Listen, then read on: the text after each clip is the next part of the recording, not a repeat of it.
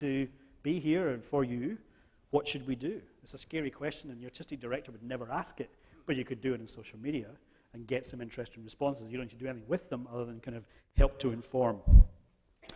The supporting stuff I think we've covered on, this idea of giving practical advice. You know, heads up to Jill City Festival, who I think is that little example of being on Twitter when the box office opens on that day and just handling questions and issues. Not complaints, just questions and issues. Just being there, present. It's a really great example of practical support when it happens. Okay, so think about all those practical issues or problems that your audience might face in that journey, and how can you preemptively answer some of those, or at least be present when the questions are being asked.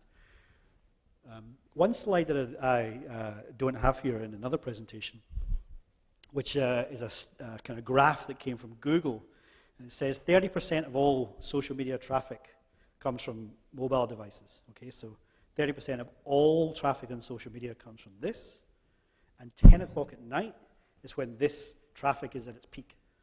Tablet is 11 o'clock at night, mobile is at 10 o'clock at night, and desktop is about 4 or 5 in the afternoon. Okay, that makes a lot of sense. I'm fucking bored, it's 4 o'clock, give me something.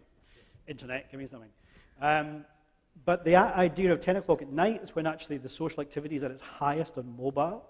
Shouldn't that be when we're asking questions, not 9 in the morning when we just got our cup of coffee and we turn our computer on? Because it's way down low at that time in the morning. So be mindful about what and when. I think that was a real key learning for me. Enthusing, this is the most difficult thing that we can do in social media, really tricky, but it's what we're actually in the business of doing, which is inspiring people. Okay, so people they buy a ticket, they get into the auditorium or into the venue, and they see a piece of art, and hopefully they walk away entertained and inspired by it. How can we do the same thing in social media? Because that's our goal.